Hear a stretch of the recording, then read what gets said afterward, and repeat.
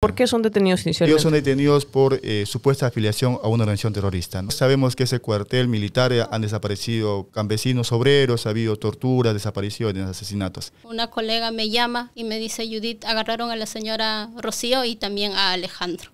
Cuando me llaman, yo me quedo en shock. En las redes lo que aparecía era la foto de mi esposo diciendo que había desaparecido. Diciendo que se había desaparecido y que responsabilizaban al Estado peruano por la desaparición de Alejandro Manay. Los abogados no habían ingresado, los tenían ahí en la puerta. Allá no han permitido que esté con su abogado. Nadie puede ser mostrado diciendo: aquí están los sanguinarios terroristas, ¿no? Y eso es lo que han hecho. Una vez que ya te acusan de algo así y encima se reparte por todo internet, ¿cómo limpias tu nombre? Se está discriminando a los pueblos originarios. Todos los videos que han grabado que muestra la fiscalía, en ninguno de ellos están haciendo actos terroristas.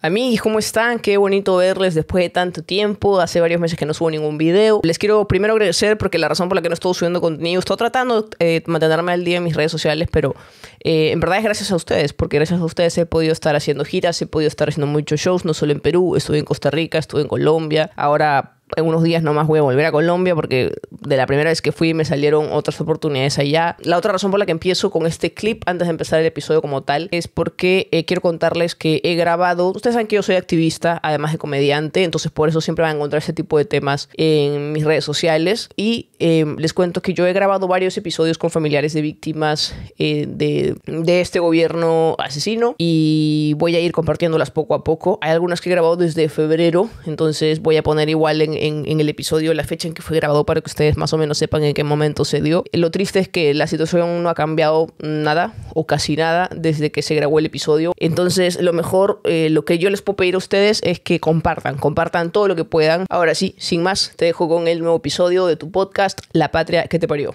Gracias por estar. Hola, ¿cómo están? Yo soy Carolina Silva Santisteban y este es un nuevo episodio de su podcast La Patria que te parió. Hoy tenemos un episodio especial que en verdad salió un poco de improviso. Y es que se está hablando mucho en redes sobre las detenciones que están ocurriendo a raíz de las protestas, especialmente o concretamente hablando de los dirigentes detenidos en Ayacucho. Ayer ha sido la lectura en el octavo juzgado, ¿verdad? Sobre la prisión preventiva que estarían dictando sobre ellos y me contactaron los familiares y justamente aquí estamos con Judith Condori, esposa de Alejandro Manay, y su abogado Duller Alipio. Están bienvenidos, gracias por estar acá, por darse el tiempo. Mucha gente no está enterada de lo que está pasando, mucha gente no tiene ni idea, entonces quisiera ir como poco a poco, o desde el inicio, digamos, cómo empieza esto. Entiendo que ha habido un seguimiento, como para alguien que no entiende nada del tema, digamos, ¿por qué están aquí? Ok, muchas gracias, señorita Carolina. Esta ocasión vamos un poco a explicar desde el inicio. Ellos fueron detenidos el 12 de enero en la región de Ayacucho. Okay. Hay unas 7 personas, de los cuales pues al inicio hubo una grave violación de sus derechos fundamentales. Por ejemplo, al ser detenidos, lo más correcto es que una persona tenga pues derecho a la defensa. Ajá. O tenga un abogado de libre elección o un abogado de oficio.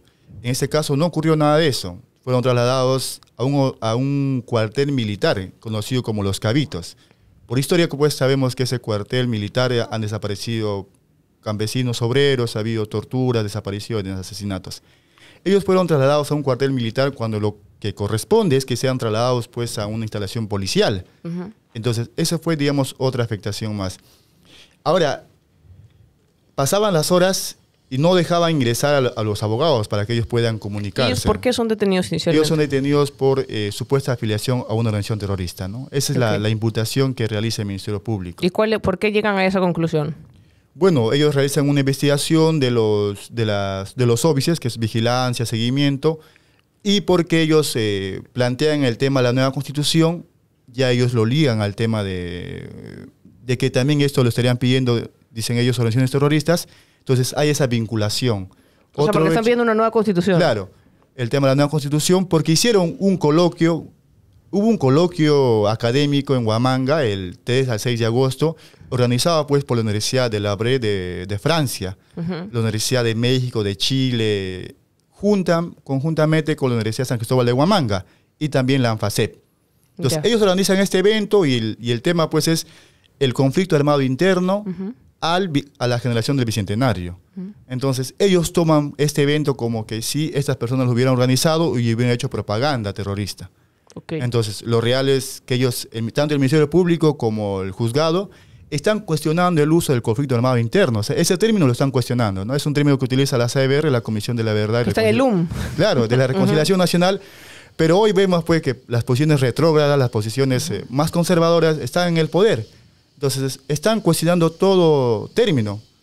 Y ese es uno de los términos cuestionados. El otro hecho, están, digamos, asociando a cualquier persona que use el término de conflicto armado interno a que podría ser...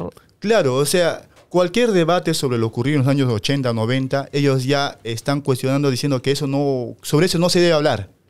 Y si sobre eso se habla, que no se utilice esos términos de conflicto armado interno, sino de terrorismo directamente, ¿no? ¿Y por qué se usa conflicto armado interno? O sea, yo bueno, lo sé, pero igual... El conflicto armado interno, según las normas del derecho, es pues un encuentro, una lucha dentro de un país, ¿no? Entonces, en nuestro país... Porque, digamos, acá se dio entre las Fuerzas Armadas claro. Entonces, la CBR utiliza este término porque entiende de que en nuestro país en los años 80, 90 ha habido un enfrentamiento y es con armas y ha sido dentro del Perú, no ha sido una cuestión internacional. Entonces, por eso lo engloban dentro de eso, ¿no? Conflicto con armas dentro del país, conflicto armado interno. Que incluye los actos terroristas o el terrorismo. Claro, pero incluye digamos, una evaluación de todo, ¿no? De los asesinatos, de las excarcelaciones. O sea, engloba todo, todo el proceso del año 80 hasta el año 2000.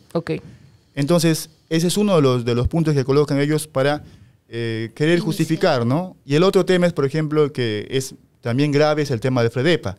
Ellos dicen de que el FREDEPA es un organismo generado de una organización terrorista, lo cual, pues, cuando uno primero ve de que este Frente de Defensa del Pueblo de Ayacucho es una organización social que agrupa a miles de personas en la región de Ayacucho, tanto campesinos, obreros, licenciados, profesionales. Entonces, es una organización... ¿Por qué dice que estaría ligada a una organización terrorista? ¿Cuál es la prueba? Ellos dicen de que el FREDEPA estaría desarrollando un trabajo de masas porque está buscando de que todas las personas estén de acuerdo con la nueva Constitución. Entonces, como están ellos haciendo ese trabajo, entonces están utilizando este espacio para esta difusión. O sea, lo que hacen los partidos políticos, claro, lo que hacen los grupos activistas. Pero ellos ya lo están cuestionando porque dicen ese Frente de Defensa del Pueblo de Ayacucho está siendo utilizado, lo cual no es correcto. Lo que es lo correcto es de que los mismos pobladores de Ayacucho, en sus asambleas, acuerdos, ellos han llegado a una conclusión de que la nueva constitución mediante la asamblea constituyente es lo que les interesa a ellos. Entonces, los dirigentes, en este caso, que le están imputando, lo que hacen es canalizar ese pedido. Entonces, ellos canalizan ese pedido y exigen eso. Y ponen eso en sus banderolas, en sus afiches, ¿no? O también, pues, por ejemplo, desarrollan algún conversatorio sobre una constitución. Claro.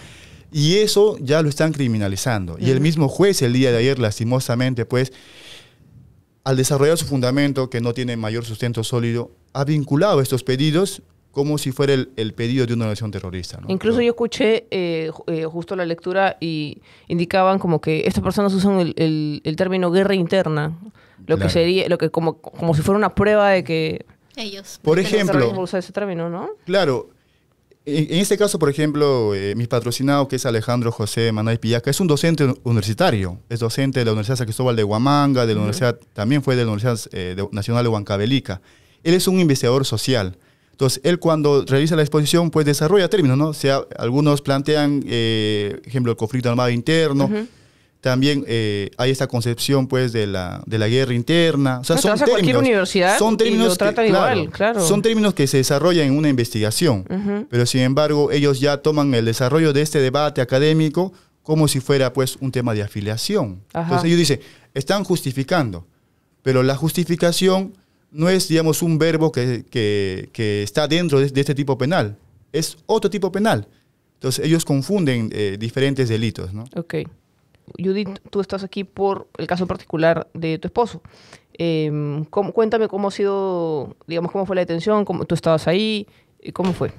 Bien, primero, muchísimas gracias por darnos este espacio para poder decirnos, para poder contar nuestra verdad, porque desde el primer momento a todos los que sacaron de Ayacucho, los trajeron a Lima, al día siguiente en los medios poderosos, ya los sacaron sin tener en cuenta su presunción de inocencia, ya los sacaron diciendo que eran criminales y terroristas, ¿no?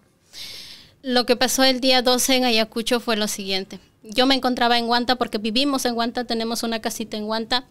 Este año cumplimos 10 años de matrimonio. Él va y viene siempre a Huamanga por sus actividades profesionales, de trabajo y también gremiales. El día 12, más o menos a las 8 de la noche, una colega me llama y me dice: Judith, agarraron a la señora Rocío y también a Alejandro. ¿Quién es Rocío? La señora Rocío Leandro, que actualmente la acusan como camarada Cusi, cuando ese término ni siquiera lo presentan en ninguna investigación y en ninguna parte escrita de la fiscalía, porque no existe camarada, ¿no? Cuando me llaman, yo me quedo en shock porque estoy en Huanta. En ese momento lo que me pregunto es ahora qué hago, ¿no? ¿Y por qué? ¿Qué pasó? Entonces, cuando abordo un carro para irme para Huamanga, en las redes lo que aparecía era la foto de mi esposo diciendo que había desaparecido. Cuando sé que sus colegas no saben dónde están, no saben de él, que se lo llevaron, obviamente yo me desespero y voy intentando comunicarme con O sea, lo primero que te diga a ti es que no está, desaparece. Desapareció, es lo que publican. Desapareció, me llaman otros amigos, colegas, me dicen: Judith, ¿qué es de Alejandro? ¿Sabes de Alejandro? ¿Sabes de Alejandro? Y yo en todo el proyecto pensando lo peor, porque no sabía nadie dónde estaba, porque sus colegas unas horas antes tenían reunión gremial en la casa del maestro por una situación de docentes contratados que están exigiendo el quechua para que puedan desempeñarse en zonas rurales, y eso es un problema que afecta bastante a docentes monolingües. Entonces, ellos me paraban preguntando, escribiendo y todo, y yo no sabía nada ni qué responderles tampoco. Y lo único que veía en las redes cuando revisaba eran las imágenes de mi esposo diciendo que se había desaparecido y que responsabilizaban al Estado peruano por la desaparición de Alejandro Manay. Entonces, ¿él a dónde había ido? ¿Por qué no estaba en Huanta? Él estaba en Huamanga, por la actividad que le mencionaba, pero en el momento de su detención ya después me entero de que él había salido a cenar, y cuando estaba hablando por teléfono en la puerta de un restaurante, ahí es donde lo agarran y lo meten a un carro sin placa. Entonces, en el trayecto ya llegando a Huamanga, me dicen que lo llevaron a Cabitos. Los colegas, compañeros, vecinos, todo investigando, viendo, preguntando. Y cuando yo llego, yo ya llego de frente cerca al cuartel Los Cabitos. Cuando estamos en la puerta de Los Cabitos, estaban los abogados, estaban también colegas, familiares, estaba la barricada de policías que no permitía ingresar y no daban respuesta a las preguntas, como por ejemplo, ¿quién está a cargo? ¿Cómo hacemos para pasar, para ver si están ahí? Y obviamente yo desesperada porque no sabía si efectivamente estaba ahí, porque nadie decía que lo ha visto, porque ni los abogados lo han visto, nadie lo ha visto, porque lo único que sé yo es que mi esposo hasta el momento está desaparecido.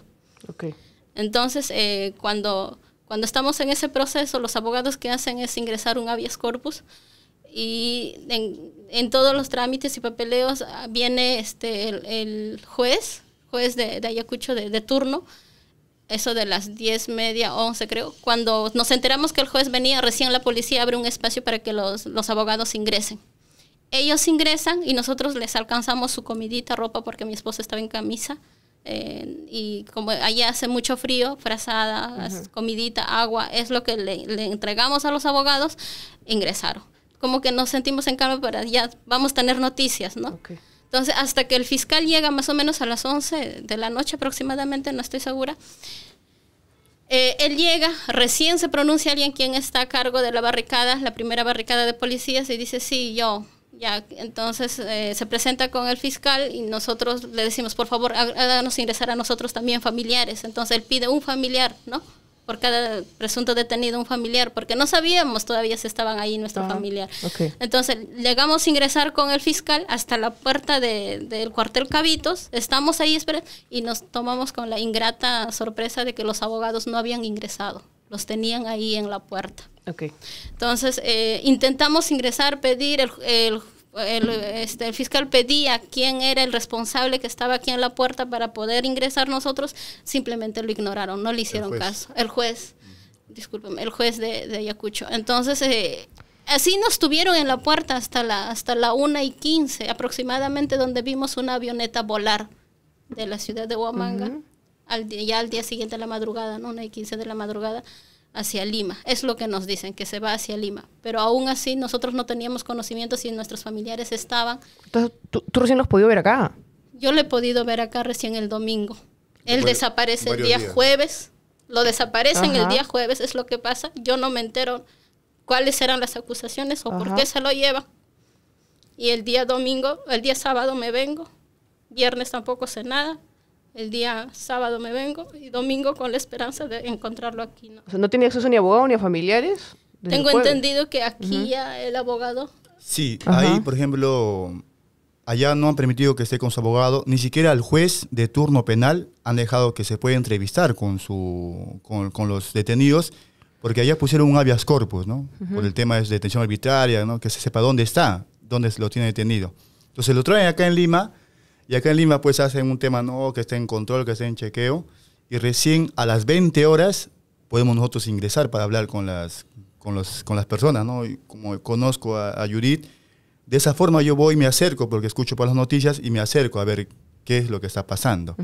Entonces, porque ya sus abogados de Ayacucho, pues por la distancia, no podían hacer mayor trabajo, ¿no? No podían comunicarse con ellos, porque ya estaban acá en Lima. Entonces estaban en indefensión, ni siquiera había abogado de oficio. Entonces nosotros recién hemos logrado ingresar ahí y nos hemos preguntado cuál es el contenido de la presente detención. Entonces tuvimos solamente una hora y media para poder hacer la apelación que se cumpla las 24 horas, ¿no? Entonces, para pedir el tema de su libertad. Entonces, esa, por ejemplo, es otra vulneración. Ahora, como dice la señora, ha habido una exposición pública, ¿no? Eso está prohibido, o sea, a nadie, por más que a uno lo detenga, nadie puede ser pues mostrado diciendo aquí están los sanguinarios terroristas, ¿no? Y eso es lo que han hecho. O sea, ellos desde el primer día a las personas lo han expuesto, ¿no? Aquí están, ¿no? Aquí están, y eso vulnera la presunción de inocencia. Claro, ¿no? Sobre todo porque una vez que ya te acusan de algo así y encima se reparte por todo internet, ¿cómo limpias tu nombre, no? Ellos ¿qué cosas van a hacer para eso lo ha hecho la DICOTE y el Ministerio Público, ¿no? Para crear pues esa campaña negra del terruqueo, de decir, mira, estos no son humanos, estos son unos sanguinarios terroristas, nadie hable de ellos, nadie los apoya y nadie pregunte por ellos. Y eso es lo que, digamos, otra vulneración más. ¿Y ya han podido hablar con él, con Alejandro? Sí, pudimos hablar ya después de 20 horas. ¿Y en estos días que no han tenido acceso a ustedes, qué les dice que han estado haciendo? Claro, en estos días ya, por ejemplo, de ahí ya nosotros nos hemos apersonado, ¿no? Hemos estado hablando, hemos estado leyendo el expediente, porque son más o menos unos 3.000 a 5.000 folios el expediente. Pero que se reduce principalmente al tema del coloquio, la nueva constitución y el FREDEPAM. Porque muchos de esos, por ejemplo, es de un solo hecho. Hay como 20 elementos de un solo hecho, ¿no? Entonces es repetitivo. Por ejemplo, que yo justo lo que ayer escuchaba era, se le vio salir de la universidad, se encontró con alguien, o sea, no era... Por ejemplo, ellos decían, no, nosotros tenemos 240 elementos comunes a todos. Y cuando uno leía pues el elemento común decía, no, la señora Rocío Leandro sube a su techo, está regando sus plantas 2 minutos y luego vuelve. Eso así no puede ser pues elementos graves y fundados, ¿no? Y eso está en internet, esa audiencia está en internet, la pueden escuchar. Por eso es que la gente decía, pero eso ya hemos escuchado, es repetitivo, o sea, parece como si estuviera repitiendo cada rato. ¿Por qué? Porque era tan desordenado su requerimiento de prisión preventiva que el mismo juez, bueno, en la última parte le ha dicho, ¿sabes qué, señora? Se va a mandar copias a Odenma porque no de sus 240 elementos, 90 se ha desistido. Eso jamás pasa en un requerimiento. Además, se ha presentado todo en desorden, ¿no? Y todo muy repetitivo. Y bueno, por eso nosotros también hemos cuestionado desde el inicio porque a uno cuando le piden prisión preventiva, dice, ¿no? Señor, persona A, tal son sus elementos que tiene cada uno, ¿no? Persona B, estos son sus elementos individuales. Pero no, en esta ocasión lo han colocado en bloque. Así, todo agarrado y lo han colocado en bloque en el requerimiento. Y eso también vulnera, porque uno tiene que estar pues navegando en todos esos folios, saber dónde está ese elemento que ellos dicen. Claro. Entonces, eso también es otra... Por eso es que algunos colegas plantearon pues, que se declare improcedente ese requerimiento, porque no cumple los estándares de cómo debe ser presentado, individualizado cada persona, no en bloque, claro, ¿no? Claro. Lo que están haciendo con mi esposo, como él es maestro investigador de ciencias sociales, siempre muy pendiente de la realidad nacional, él utiliza categorías de su propia investigación, que son términos como lucha de clases, el conflicto armado, entre otras cosas que utilizan en diversas universidades, y hay un montón de libros al respecto.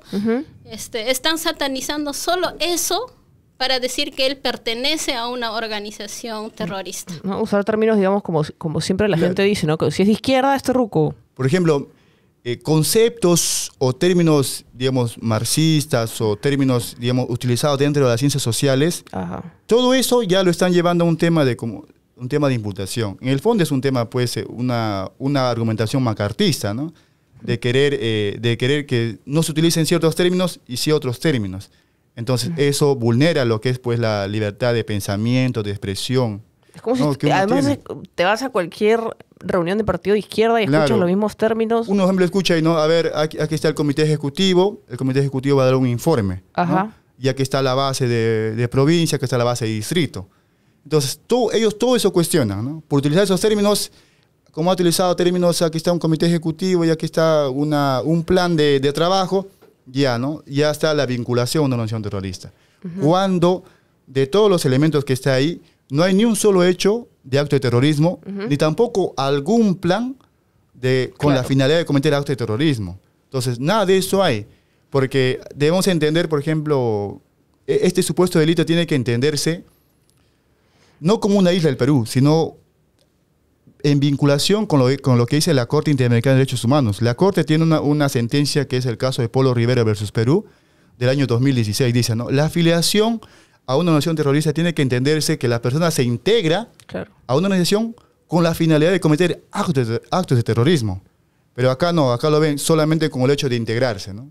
Pero o usar términos. Claro, yo escuchaba que en eso incidía, ¿no? Se le escuchó usar el término guerra interna, que es lo que normalmente usaban los terroristas. Claro, utilizar guerra interna, o utilizar conflicto armado interno, o por decir lucha de clases, o por decir luchas populares, entonces, o por leer documentos marxistas, ¿no?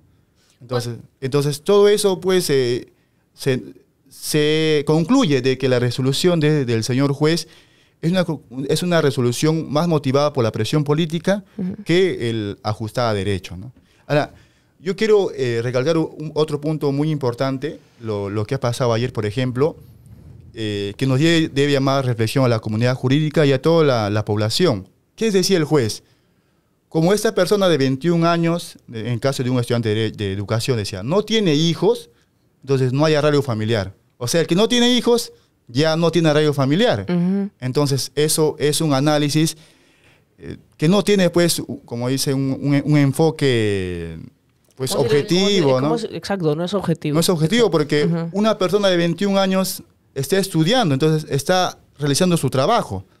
Pero no solo por estudiar, no podemos no decidir entonces, no tener hijos. Claro, por ejemplo, en el caso de mi patrocinada y su pareja, pues ellos son esposos. En un momento el juez cuestionó, dijo, ¿no? Como que no tienen hijos, por más que tienen 10 años, entonces no habría un tema de vínculo familiar. Pero digo, señor juez, o sea, ahí está su matrimonio y además hay una dependencia de él con... Aunque no hubiera un tema de dependencia, le digo, ¿no? O sea, ahí está demostrado el vínculo entre ambas partes. No, además es como que acá está preso hasta demostrar... Claro. O sea, no entiendo. Se debería estar preso si hubiera pruebas. No hay ninguna prueba. No lo saco hasta que termine de ver si algo de esto me sirve de pruebas. Desde el mes de julio que le hacen seguimiento, hay un montón de óbices, de cámaras, desde julio le hacen seguimiento. Sí, la investigación comienza el 27 de julio del año pasado. A raíz del coloquio. A raíz del coloquio. Como dice, hay un evento del coloquio y a partir de ahí ya comienzan ellos a hacer su investigación, ¿no? Y los óbices son de eso, o sea, los óbices son se va a su casa, sale de su casa, se va a una pizzería, Sí.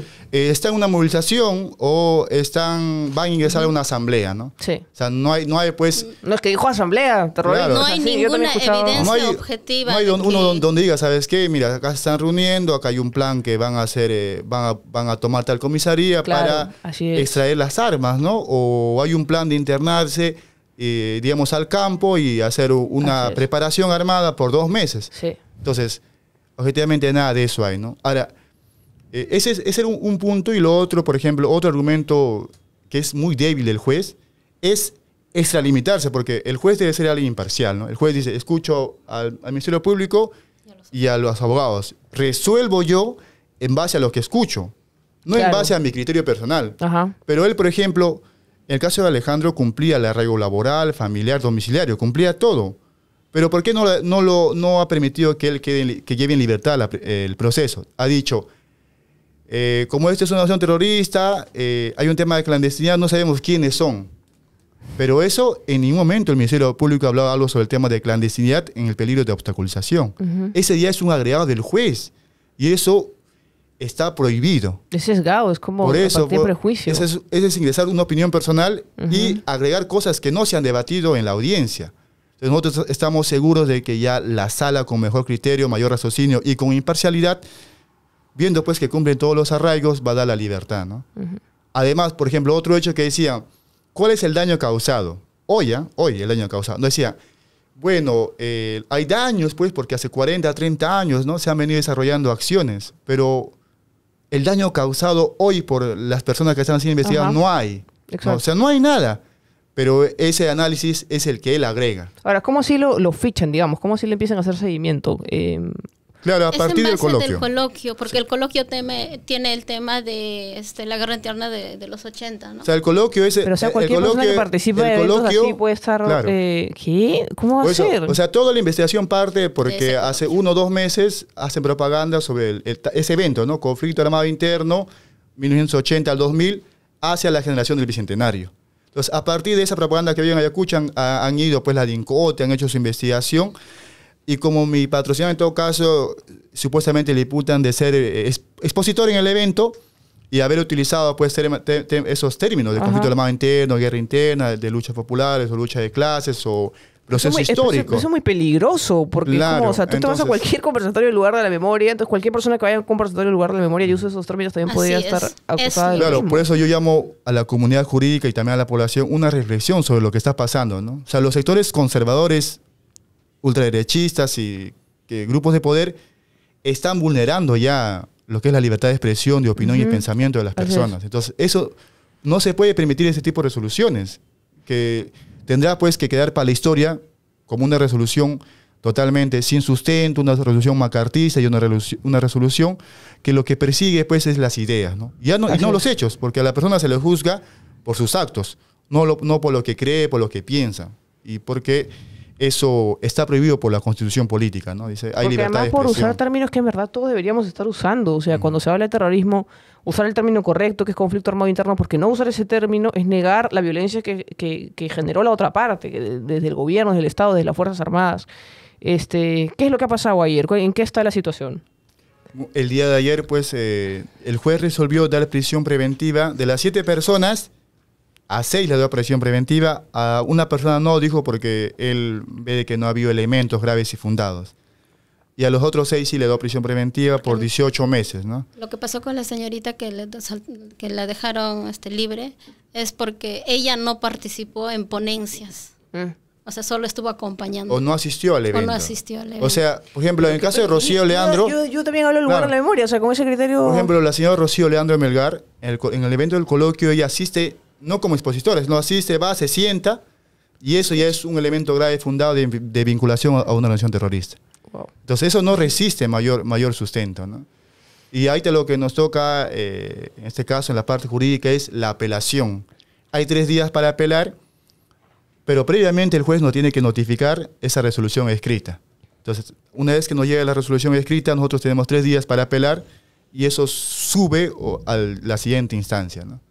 Yo, está ese punto del daño que supuestamente plantea el juez, Y también y el tema pues de la clandestinidad, como le decía en el tema de la obstaculización, en ningún extremo eso ha expuesto el Ministerio Público, o sea, no lo ha planteado. Él se ha extralimitado del debate. Alejandro participó de las protestas en Ayacucho. Habrá acompañado, imagino, como cualquiera de nosotros que se hubiese sumado, porque la movilización se llevó a cabo a raíz de los asesinatos que ya se estaban perpetrando en Puno, en Apurímac, entre otros. Y ese día, imagino, hay mucha gente que se sumó, como nosotros, por ejemplo, en Huanta hicimos vigilia.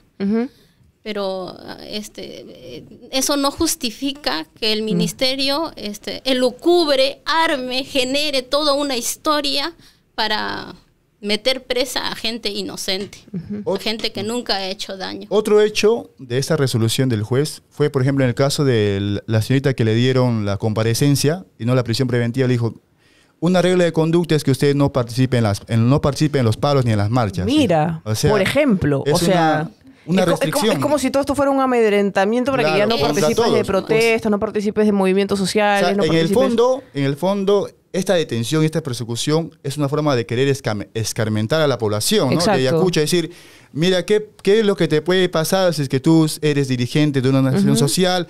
Mira, ¿qué es lo que te puede pasar si es que tú vas a una marcha, a un paro por la educación pública? Como cuando me están deteniendo ahorita, cogieron una señora con colecta, 1.600 por soles. 2.000 soles, dicen organización criminal. ¿No? Eso no tiene dinero para posibles atentados. Claro, o sea, en el fondo, el Ministerio Público se ha convertido en el brazo legal del presente gobierno. O sea, es en el fondo, ¿por qué? Lo que ellos estaban buscando, y lo ha dicho el Ministerio Público, es decir, de que los responsables políticos o directos de la masacre del 15 de diciembre son los señores dirigentes del FREDEPA. O sea, eso es lo que ellos han desarrollado en su argumentación. Cuando ya informes periodísticos serios han dicho, ¿no?, de que lo ocurrido en la masacre del 15 de diciembre en Ayacucho ha sido pues por ingreso de bala. ¿Y quiénes tenían esos armamentos? Las fuerzas policiales y las fuerzas militares. Y no todo ocurrió en el aeropuerto, ¿no? Hay partes que han ocurrido a cuadras del aeropuerto. No, si el hombre está en la puerta de su casa salió a auxiliar a alguien y le han metido un balazo. Entonces, el mensaje que ha querido dar o ha intentado dar el Ministerio Público es decir, de que ellos serían los culpables de la masacre del 15 de diciembre por convocar a que la población pues pida la destitución de Dina Boluarte. Cuando todos sabemos pues que los responsables políticos de las masacres, aparte de los comandantes de esa región de Ayacucho y de los que han directamente disparado, son pues los que están en el mando. ¿Y quién está en el mando? El ministro del Interior, el ministro de Defensa, todo el Consejo de Ministros, el premier Otarola y la señora Dina Boluarte y también el Congreso, ¿no? Que es lo que son los que avalan a este gobierno. Entonces, ellos son los responsables políticos y penales de esa masacre. Pero, sin embargo, con este tipo de detenciones, de persecuciones, quieren voltear la torta. Intentan darle a ellos esa responsabilidad y esa carga, ¿no? Lo cual nosotros rechazamos y también en la audiencia lo dijimos, ¿no? De que no es correcto cuando ya hay necropsias, ¿no? Necropsias es un documento legal en el cual se señala cómo ha fallecido una persona cuando hay un asesinato. O como cuando salieron a decir que eran las balas Dum Dum.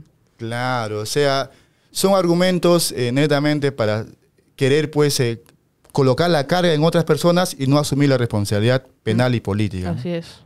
Yo vi, por ejemplo, al señor general explicando el significado sintácticamente de las palabras boica. Y yo relaciono con lo que han hecho con mi esposo. Han generado toda una idea, especulaciones, ideas retorcidas en realidad para llevarlo a sus intereses y han involucrado a personas inocentes. Se están haciendo el ridículo. A mí me impresiona que todavía hay gente que se cuestiona o que cree que es verdad que la violencia está viniendo de la población.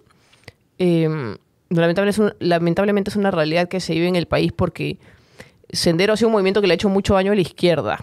Entonces, en el Perú, la gente escucha lo que sea relacionado con la izquierda, marxismo o cualquier término básico y dice ya terrorista, porque es la única idea que el peruano promedio, digamos, o ni siquiera sé si promedio, sino que bueno, una gran parte de la población es lo único que sabe, o mejor dicho, sabe muy poco la izquierda, pero sabe mucho más y terrorismo. Gracias a los medios de comunicación de poder en el país. Creo que ellos fueron los principales que llevaron todo esto a poder sindicarnos de esa manera entre nosotros, entre pueblo. Ahora, eso es terrible. Claro. Acá hay, digamos, un papel bien relevante de la DIRICOTE, o sea, es la Dirección contra el Terrorismo, porque ya se ha visto año tras año que ellos son los que desarrollan todos estos informes, ¿no? O sea, ellos, de esta forma, con estos operativos de terruqueo, ellos justifican su existencia. Claro. Si es que no hubiera estos operativos, no habría razón de ser de la DIRICOTE. Entonces, esta es la única forma de decir, la DIRICOTE tiene que seguir existiendo y tiene que seguir, pues, habiendo un ingreso económico para todos ellos. Cuando toda esa cantidad de elementos policiales, que son aproximadamente de 100 a 200, pues deberían estar derivados a zonas para el tema de seguridad. Ajá. Y no como actualmente ocurre. Más por el contrario, se ha visto que la DIRICOTE, nosotros le decimos que es una policía política. ¿Por qué una policía política? Porque utilizan a la policía para perseguir a dirigentes. Por ejemplo, también me acuerdo que le persiguieron al dirigente de la Bacus, que era un dirigente gremial. Entonces, este sector de la policía es utilizado para perseguir a oponentes políticos de un gobierno de turno. No, pero Wilcar, o sea, históricamente ha habido persecución a líderes o a dirigentes políticos que eran incómodos para el gobierno. No es la primera vez que pasa algo así. Yo creo que la gente igual deshumaniza a las personas que normalmente son investigadas por este tipo de temas. ¿Quién es tu esposo? ¿A qué se dedica? Eso que es profesor, pero yo de hecho tengo la referencia por una amiga mía que también me dijo que había trabajado muy de cerca con él o le habían ayudado porque ella es de temas de personas con discapacidad. Entonces, claro, yo que soy una persona que también he estado en el mundo del activismo por mi trabajo, escucho esto y me indigno mucho y entiendo y empatizo, pero hay mucha gente que en su vida ha estado cercana a dirigentes políticos o activistas. Entonces, sí trato de entender, ponerme en los zapatos de esta gente que no sabe y que la única referencia que tiene cuando escucha temas de lucha de clases o de conflicto armado interno, su única referencia es Sendero Luminoso. Pero entonces, ¿quién es tu esposo? ¿A qué se dedica? ¿Qué hace? Alejandro, para empezar, es una persona muy amorosa, muy comprensiva, muy calmada.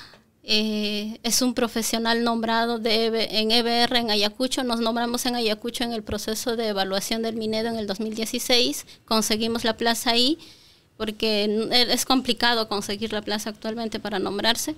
Entonces él consiguió el trabajo, se dedica bastante a sus estudios, tiene 2 maestrías, tiene 3 especialidades, actualmente cursando el doctorado, ha enseñado en diversas instituciones superiores, historia, filosofía, le gusta bastante lo que es la investigación y siempre él está muy relacionado por su misma área, que es ciencias sociales, a tener presente y ver cómo está la realidad nacional, no solo nacional, ¿no? También latinoamericano y mundial. A él siempre lo veo comprometido con eso y trabajando en sus proyectos de tesis.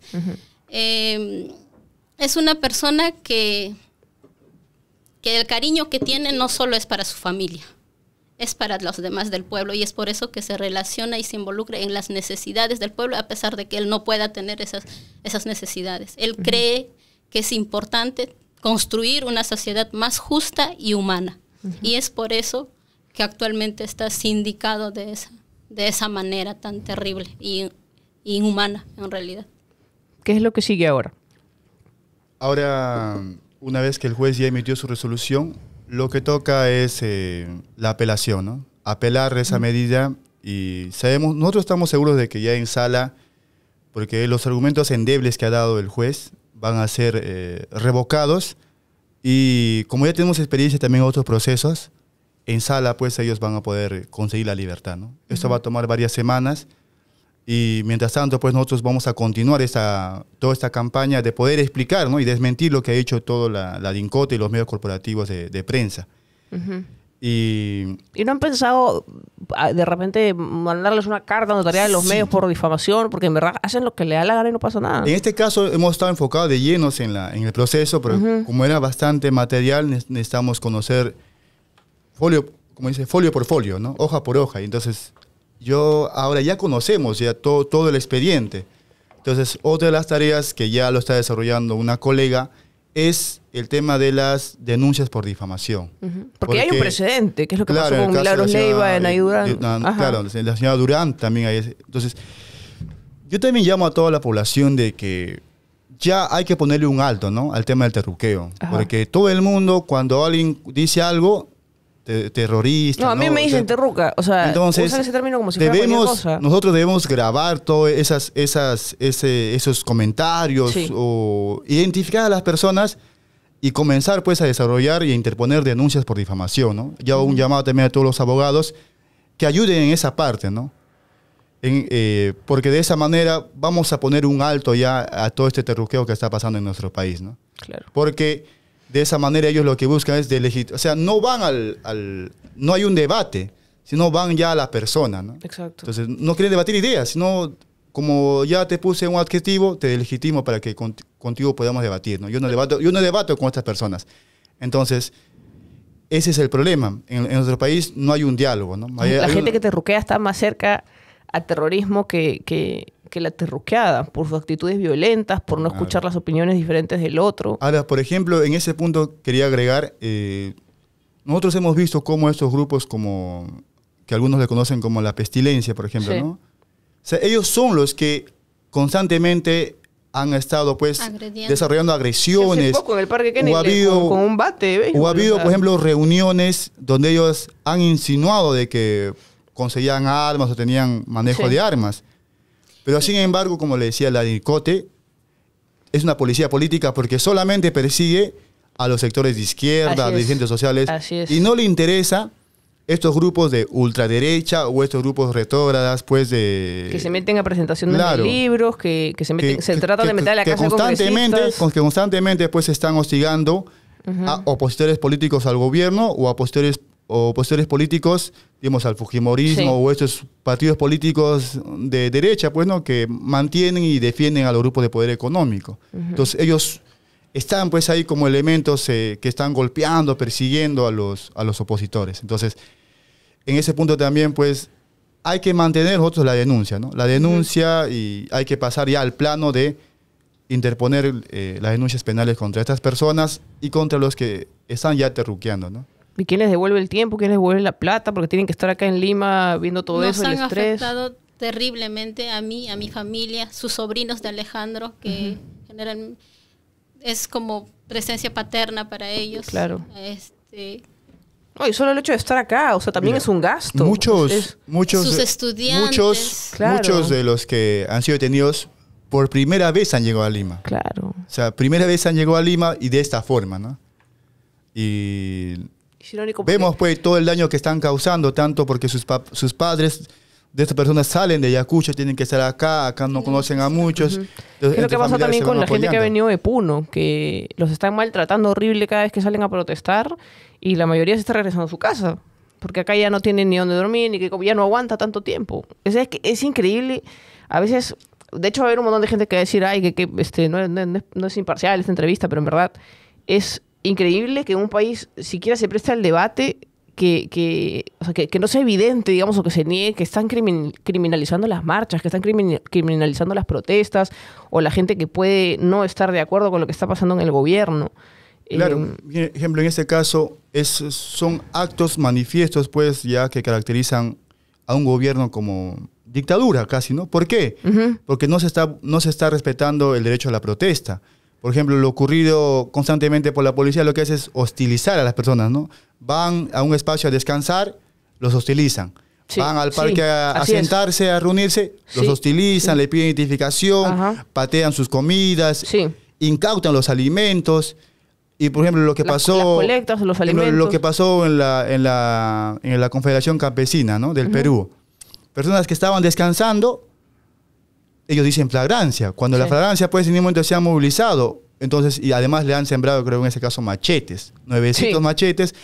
Entonces vemos, pues, y ahí también, ¿quién estaba ahí? La DIRCOTE estaba ahí. Entonces, como digo, la DIRCOTE es una policía política especializada en sembrar, en buscar a que todos los oponentes políticos sean encarcelados, procesados, hostilizados, ¿no? Ese es su rol actual, porque no tiene razón de ser hoy, no existe organización terrorista, no existe actos terroristas. Entonces, eso debe quedar bien claro. Tú también eres abogado de Rocío Leandro, que también está detenida. Sí, también está detenida la señora. Yo soy abogado, así como el señor Alejandro José Manay, también soy abogado de la señora Rocío Leandro Melgar. Y todos hemos visto pues en la prensa desde el día 1 cómo ella, principalmente ella, ¿no?, ha abierto una campaña de estigmatización. Entonces, lo que nosotros queremos es aclarar, desmentir qué es lo que realmente existe en el expediente. Ajá. ¿Quién es la señora Rocío Leandro Melgar? Ella es dirigente del Frente de Defensa del Pueblo de Ayacucho. Es una mujer comerciante que vive pues aproximadamente más de 20 años en Ayacucho. Ella actualmente ayuda y vive con su padre, el cual tiene 85 años de edad y tiene principios de Alzheimer. Entonces ella garantiza el sostenimiento de su hogar. Por eso es que el juez decía pues que tiene arraigo familiar, ¿no? Okay. Pero el otro punto es el tema de que se ha hablado mucho del tema del camarada Cusi, pero cuando uno lee el expediente, ve pues que en ningún extremo del expediente está ese término. Es netamente un término utilizado por la DINCOTE para crear pues zozobra. Por eso es lo que nosotros queremos aclarar, ¿no? De que en el expediente, como abogados, nosotros hemos leído ese expediente, no existe en ningún extremo. O sea, el Ministerio Público en ningún extremo señala antecedentes para mi patrocinada. ¿Y de dónde sacan? Le dicen Cush. O sea, claro, por eso, o sea, sacan? Esa es una forma de querer estigmatizar, crear toda una campaña, un psicosocial contra personas, cuando lo real es de que no existe ese término por ninguna parte del expediente. Si no, pues el Ministerio Público le ha dicho, acá tenemos a la señora Rocío Leandro Melgar, conocido como la camarada Cusi, y aquí está el diálogo, aquí está el término que le imputa, aquí está pues cuando se reúne. Pero no, eso no existe. ¿Y ese término dónde lo empiezan a usar? Es una invención del señor, de los miembros de la DINCOTE, de los comandantes de la DINCOTE. ¿Y eso por tal motivo, claro, y por tal motivo yo, como abogado, tengo que explicar y rechazar lo que se está haciendo con la señora, ¿no? La señora se llama Rocío Leandro Melgar y en todo el expediente penal se le señala solamente como Rocío. No hay otro término ahí. A nadie se le llama en el expediente camarada. O, por ejemplo, mira, antes, normalmente cuando en los 80, 90, todos eran pues supuestamente clandestinos, ¿no? Claro. Aquella persona que se incorporaba a una organización, nadie lo conocía, ¿no? O sea, no tenía un domicilio conocido. Pero estas personas que se les está imputando allá, además, cambiaban de nombre, tenían otros nombres. O sea, nunca utilizaban su propio nombre. Pero en este caso, todas las personas se llaman por su nombre. Alejandro se llama Alejandro, Rocío se llama Rocío, Piero, Stephanie, su nombre es Stephanie. ¿Y no saben de dónde sacan este término? Claro, por eso manifiesto yo a la población de que es un psicosocial, es lo que la DINCOTE ha creado para querer pues estigmatizar, deshumanizar a las personas. Cuando lo real y concreto es de que en el expediente, ni en sus antecedentes, que dentro del expediente están esos términos, ni nada que se le asemeja. Porque es lo primero que hubieran puesto, además. Si fuera cierto... Claro, decían de que, mira, ella es la que organiza todo, la que lleva todo. Pero en el proceso, dicen, no, ella ya no es la que organiza todo. ¿Y ella por qué? Ahora es el otro señor que organiza todo eso. ¿Y ella por qué la detienen? A ella la detienen por ser miembro del Frente de Defensa del Pueblo de Ayacucho. ¿Solo por ser miembro? Se le en alguna actividad? Elementos de, por ejemplo, haber asistido, sentarse en el evento del coloquio, dice, no, ahí está su presencia, ¿no? Ya otro elemento. El tema de la nueva constitución. Por asistir al evento de la nueva constitución que hacían los jóvenes. Pero qué peligroso. Otro elemento más que decía, que estén haciendo eso. por ir a la Universidad San Cristóbal de Huamanga y como miembro del Frente de Defensa dar su apoyo a los estudiantes, ¿no? Es otro elemento. ¿Qué más decía? Por ir a denunciar junto con la comunidad campesina el problema del gas. Entonces, esos elementos colocaban ellos de supuesta afiliación a una organización terrorista, ¿no? Entonces, o sea, no podemos reclamar nada. Claro, o sea, ahora, por ejemplo, cualquier persona que pida ya esos derechos, inmediatamente le vinculan. Claro. Pero, por ejemplo, esta persona pide A y en una página de internet también una organización lo pide, ya está la vinculación. Entonces, cualquier persona puede estar entonces vinculada, ¿no? Exacto. Cualquier persona que pida una constitución y como lo ha subido en una página de Facebook o un blogspot, también cualquier organización lo ha subido el tema de nueva constitución, dice, ahí está la vinculación. Lo cual pues no resisten, objetivamente no resiste ningún argumento. Por eso nosotros decimos que este expediente penal es netamente una persecución política a las personas por sus ideas, por sus actos como líderes sindicales, ¿no? Ahora, por ejemplo, otra cosa que decía el juez, dice, le hemos incautado un documento de 218 folios, dice, ¿no? Pero nosotros hemos manifestado en las diligencias de que ese documento es la agenda de la señora. Es la agenda que a ella le pertenece. Y nosotros hemos dicho eso en las diligencias. Y el contenido de todo eso son las reuniones que el FREDEPA desarrolla, ¿no? Ajá. Reunión, asamblea para tal punto, ¿no? Ver la problemática de educación, ver la problemática de la comunidad campesina, tal. Entonces, todo eso, ellos lo han tomado como vinculación a la nación terrorista, ¿no? Entonces, fuerte. Eso, en el fondo, pues, lo que están buscando es escarmentar, perseguir a cualquier dirigente de cualquier organización social, ¿no?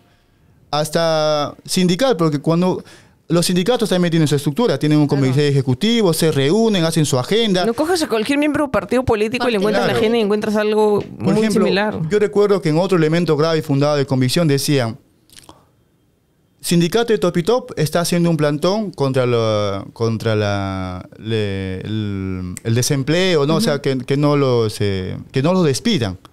Entonces, como una señorita va y apoya el plantón, dice, ¿pero por qué apoya el plantón? ¿Qué hace apoyando a los trabajadores, no? Entonces, o sea, ya uno no puede ni siquiera apoyar a los trabajadores, a los campesinos, porque ya para ellos es algo... Yo entiendo, dentro de su concepción y visión neoliberal, es que el ser humano se individualiza, ¿no? Solamente yo, primero yo, segundo yo, tercero yo. Sí. Pero en la cosmovisión andina o en la cosmovisión, digamos, cristiana, o en la cosmovisión también que tienen las personas sobre cómo ver estos hechos, pues algunos son solidarios, ¿no? Sí. Algunos siempre buscan de que la sociedad o los sindicatos, las personas mejoren sus derechos. Entonces, es criminalizar el activismo. Claro. Están criminalizando, o sea, ya cualquier persona que es un activista ya no podría ir pues a un sindicato, a una comunidad campesina o a cualquier espacio, al menos también para hacer capacitación. O sea, espacios académicos donde te puedan brindar información. Entonces, por eso digo que todo esto que está en el expediente es muy peligroso, ¿no? Sí. Porque ellos están normativizando, están resolviendo como que si ya están dando un paso más. Porque existe lo que se llama el Plan Multisectorial contra la lucha contra el terrorismo, que fue del año 2019. En este plan dice, no basta señalar acciones de terroristas directas. Ahora se han ampliado, dice, ahora también hay acciones terroristas indirectas. ¿Cuáles serían? Hacer un volante, una marcha, pronunciarse por medios de redes sociales. O sea, todo eso ellos ya dicen, ya no necesitamos autoterroristas, eso ya no es necesario eso. Basta con que las personas se pronuncien, den una conferencia, un volante, ya. Acciones indirectas de terrorismo, lo cual pues vulnera todo lo que ha desarrollado el Tribunal Constitucional y la Corte Interamericana de Derechos Humanos y también lo que dice la ONU. O sea, ya la ONU se ha pronunciado el año 2010, 2020, 2021 sobre cómo debe entenderse pues el delito de terrorismo, ¿no? Y ellos dicen que tiene que haber actos que causen lesiones o lesiones mortales a las personas. Acá, ¿qué lesión mortal hay? ¿Qué daño hay a la propiedad, a la vida, a la salud? Que ellos hayan realizado. Porque la gente dirá, ay, pero no vamos a esperar a eso. Pero es que se supone que justamente es el terrorismo, es que el derecho mediante el terror. El derecho penal sanciona los hechos. Claro. ¿Qué es lo que pasa? Es de que como hay una orfandad de los grupos de ultraderecha, partidos políticos de derecha, porque ellos están enfocados solamente en ver cuánto lucro y ganancia saco en donde estoy. Entonces, hay una orfandad ideológica de ellos. Ellos ya no pueden debatir con los grupos, digamos, progresistas de izquierda, porque acá la visión no es el lucro, la visión es cómo apoyo y organizo para que se mejore la sociedad.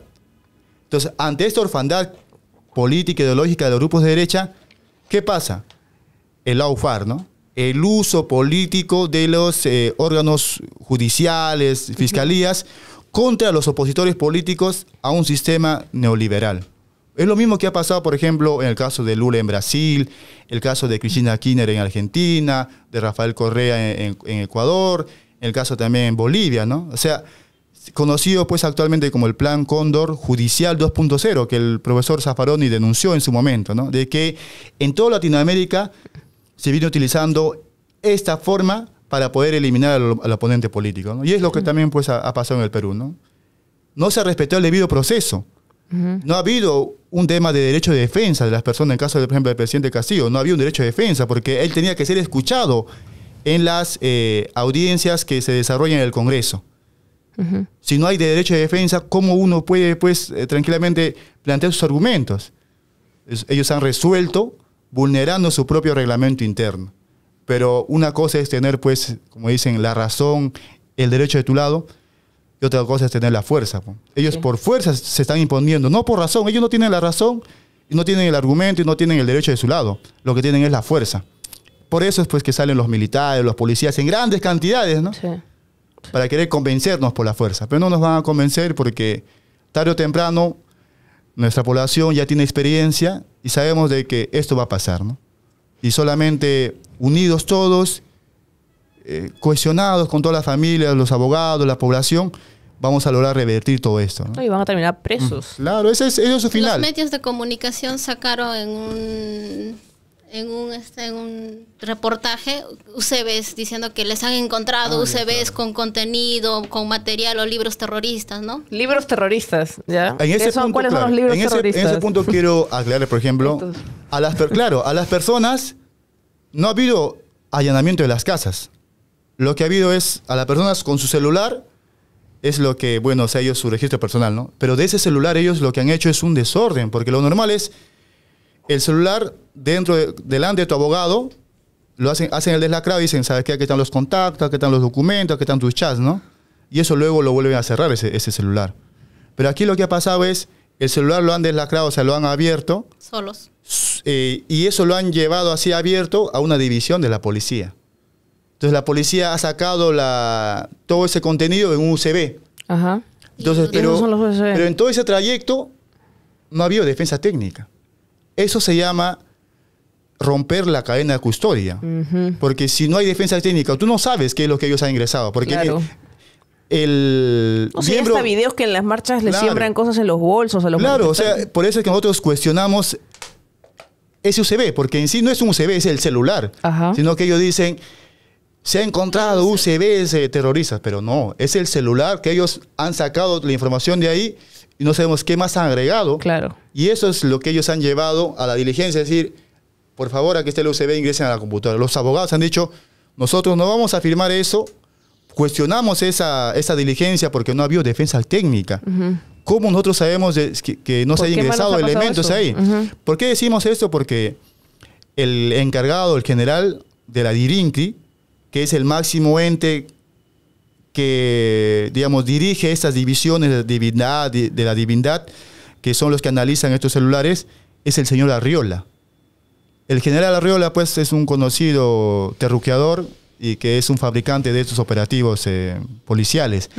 Él ha dicho, al segundo día nomás de la detención, toda la prueba está en los celulares, dijo. Ahí está la prueba. Cuando ni siquiera había un deslacrado, ni siquiera se había abierto el celular para llevar la información. Entonces, por eso es que nosotros cuestionamos y desconfiamos de esa labor, ¿no? Imagínate, si él es el jefe, ¿acaso el subordinado va a contradecir o va a hacer algo contrario? Entonces nosotros decimos de que esos UCBs no son UCBs, son los celulares. Y no han sido encontrados UCBs, ¿no? Sino que ellos crean toda esa campaña. Hasta le ponen una hoz y el martillo al UCB, cuando eso no existe, ¿no? Esos son, pues, por eso decimos de que los medios corporativos de prensa son los que han creado todo este psicosocial. Y como ellos tienen, pues, el manejo y el control de todas estas líneas, son los que vienen influenciando en la población, ¿no? Por eso es que muchos sectores de la población se ven influenciados y o omiten o por miedo a veces no se pronuncian, ¿no? Por miedo, por toda la campaña que hay, no se pronuncia por un temor. Pero la verdad, pues... Eso es lo que generan, pues. Claro, eso es lo que están haciendo. Es lo que buscan, ¿no? Lo que buscan es de aislar a las personas, de que nadie hable de ellos, que nadie se pronuncie. Pero poco a poco, pues, la verdad se va sabiendo y se va viendo objetivamente quiénes son los que están creando todo este tipo de operativas, ¿no? También lo que estamos viendo, yo suelo estar en el mundo del quechua, soy profesora de quechua, bueno, por momentos y cuando me buscan. Lo que se ve es que se está discriminando a los pueblos originarios. A pesar de que el Ministerio de Cultura, el Ministerio de Educación supuestamente trabaja por la interculturalidad, todos estos meses no se ha estado viendo. A pesar de que la señora Dina habla quechua, simplemente nos ha dado la espalda. Ella no representa al pueblo peruano, mucho menos a los pueblos originarios. Y eso es algo que se ve Y no debería permitirse como sociedad en el país tan diverso que tenemos. ¿Tú te acuerdas en la época de elecciones cómo se usaba desde...? Ella se vistió con una indumentaria de un pueblo originario para pedir nueva constitución. Sí. Y ahora eso es lo que sataniza. Es inaceptable que una mujer, como dice supuestamente, dice que por mujer es la que no queremos que esté, pero eso no es así. Qué pena que haya sido ella, la primera mujer presidenta. La verdad es una tragedia eso. Y uruna simiri mahuar mikuna tagamanan paika kawanchiwankuchu, paika chigniwanku. No, ella no nos valora a las mujeres que hablamos lenguas originarias. Ella utiliza la lengua originaria para sus propios intereses. En algún momento yo estuve en una vigilia, yo no hablo quechua, entonces no lo había identificado, que comentaban que a veces cuando daba su mensaje a la nación decía que hermanos, llamemos a la paz, y cuando agregaba algo en quechua era como una llamada de atención. Y como la dicen quechua, los que no hablamos quechua no nos damos cuenta. Digamos, no es una pena en realidad que una mujer que pudiera hacer tanto, ¿no? Sí. Que pudiera simplemente ha canalizado a otros intereses, ¿no? En este caso, pues corporativos. ¿Tú votaste por Castillo en su momento? Yo no logré sufragar porque vivo por Huanta. Mira, y mi lugar de sufragio estaba por mi zona, por Huancavelica. ¿Por quién te hubiera gustado votar, en todo caso, en ese momento? La verdad es que nunca me he sentido identificada con ningún partido político. Yo te lo preguntaba porque yo, por ejemplo, voté por Castillo. Y en algún momento también se me reclamó mucho como o más bien ahora como cacha, ¿no? Ahora pues ya votaron por él. Y en verdad creo que no había gobierno más decepcionante, no solo por él, sino por quienes ahorita se han quedado. Porque se supone que este iba a ser el gobierno donde los pueblos originarios, donde la gente, digamos, del interior, no solamente de Lima, iba a estar mejor representada, y es cuando más se le está maltratando. Y eso en verdad... Creo que eso tiene que ver con el poder económico y político que existe en el país. Así quien sea entre... Pero es que eso es lo que da más cólera, porque se supone que han estado, y es como que estás dentro y te contaminas Claro, en ese ahorita caso, Dina parece derecha. Lo que hemos visto es de que una cosa es que entre en el gobierno, pero los que manejan el Estado, el aparato, pues, por ejemplo, hemos visto que las Fuerzas Armadas y Policiales no se subordinaban al presidente. Ellos se subordinaban a sus propios intereses. ¿Y a quiénes? ¿Qué intereses? Bueno, de los grupos de poder económico. Sí. Quieren, por ejemplo, la labor del Congreso, ¿cuál ha sido? Totalmente de sabotaje, totalmente de... Sí. Desde el día 1, ¿eh? Sí. Hablaban de fraude, hablaban de vacancia. Entonces, ellos en ningún momento han dicho, vamos a gobernar por el Perú. Ajá. Nosotros imaginamos, pues, cómo iba a ser el gobierno de Keiko. Vemos actualmente la represión, ¿no? O sea, son ellos los que sostienen a ese gobierno de Dina Boluarte. Entonces, como digo, una cosa es estar en el gobierno y otra cosa es tener el poder. No, incluso la gente puede estar muy en desacuerdo porque, sobre todo acá en Lima, ha habido como mucha antipatía desde el día 1 con Castillo, pero puede haber mucho desacuerdo, pero nadie puede negar, pues, bueno, mucha gente lo hace, pero no entiendo cómo hay tanta gente que niega lo que está pasando hoy día. Yo en verdad lamento mucho lo que está pasando ahora, lo que está pasando en tu familia. Te agradezco por haber venido. Les agradezco a los dos. Yo espero que esto ayude en algo, por lo menos para visibilizar, para que la gente sepa lo que está pasando. No sé si quieres decir algo al final para agregar. Que toda la investigación, los seguimientos que han hecho a mi esposo y a los demás también, todos los videos que han grabado que muestra la fiscalía, en ninguno de ellos están haciendo actos terroristas, mucho menos planificando o planeando que lo van a llevar a cabo. Simplemente lo están satanizando por utilizar términos sociales de un investigador, ¿no? Como maestro de ciencias sociales y filosofía. Que usa mucha gente. Que utiliza muchos académicos, diversas universidades, y porque pertenece, de alguna manera, ¿no? Recoge el sentir del pueblo. Y me parece que eso es totalmente inaceptable e inhumano. Y si lo están haciendo con él, lo van a hacer con cualquiera. Así es. Bueno, pues muchas gracias.